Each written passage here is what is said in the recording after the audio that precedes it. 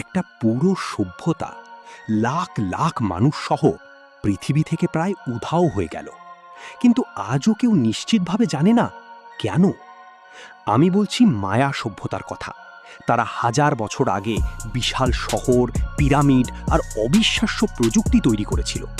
তারা এতটাই উন্নত ছিল যে সূর্যগ্রহণ আর গ্রহ নক্ষত্রের গতিবিধিও অনেক নির্ভুলভাবে হিসাব করতে পারত।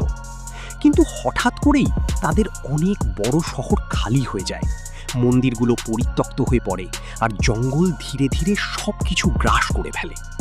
বিজ্ঞানীদের ধারণা, দীর্ঘ খরা, যুদ্ধ, খাদ্য সংকট এবং রাজনৈতিক অস্থিরতা সব মিলিয়েই এই বিপর্যয় ঘটেছিল। তবে সবচেয়ে বড় রহস্য হলো মায়া জনগণ হারিয়ে যায়নি, তাদের বংশধরেরা আজও বেঁচে আছে। তাহলে সত্যি কি ঘটেছিল মায়া সভ্যতার সঙ্গে? তোমার মতামত কমেন্টে জানাও।